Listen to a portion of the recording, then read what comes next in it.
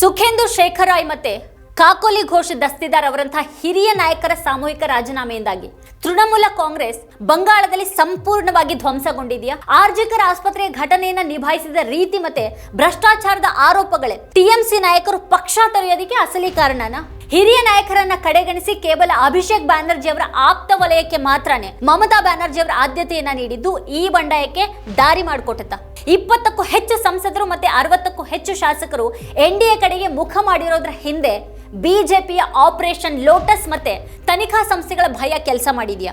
2/3 ಬಹುಮತದ ತಾಂತ್ರಿಕ ಆಶ್ರಯವನ್ನ ಪಡೆದು ರಾತ್ರೋರಾತ್ರಿ ಪಕ್ಷ ಬದಲಾಯಿಸೋದು ಮತದಾರರ ತೀರ್ಪಿಗೆ ಮತ್ತೆ ಪಕ್ಷಾಂತರ ನಿಷೇಧ ಕಾಯ್ದೆಗೆ ಬಗದಂತ ಘೋರ ದ್ರೋಹ ಅಲ್ವಾ?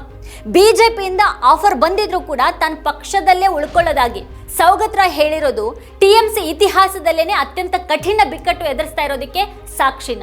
ಮಮತಾ ಬ್ಯಾನರ್ಜಿ ಅವರು ಮತ್ತೆ ಬೀದಿಗಿಳಿದು ಹೋರಾಡೋ ಮೂಲಕ ಈ ಭೀಕರ ರಾಜಕೀಯ ಬಿಕ್ಕಟ್ಟಿನಿಂದ ತೃಣಮೂಲ ಕಾಂಗ್ರೆಸ್ ಅನ್ನ ಮತ್ತೆ ಉಳಿಸಬಲ್ರಾ?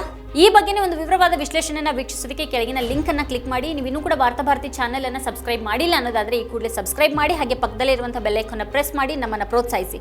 ಮತ್ತೆ ನಮ್ಮ ಎಲ್ಲ ವಿಡಿಯೋಗಳನ್ನು ಮಿಸ್ ಮಾಡದೆ ಕೊನೆವರೆಗೂ ನೋಡಿ. ಅದರ ಕುರಿತಾಗಿ ನಿಮಗೆ ಏನು ಅಭಿಪ್ರಾಯ ಇದೆ ಅದನ್ನ ವಿಡಿಯೋ ಕೆಳಗಡೆ ಕಮೆಂಟ್ ಮಾಡಿ. ಮತ್ತೆ ನಿಮ್ಗೆ ಇಷ್ಟವಾದಂತಹ ವಿಡಿಯೋಗಳ ಲಿಂಕ್ ಅನ್ನ ನಿಮ್ಮೆಲ್ಲ ಬಂಧು ಮಿತ್ರರಿಗೆ ಶೇರ್ ಮಾಡಿ. Thank you.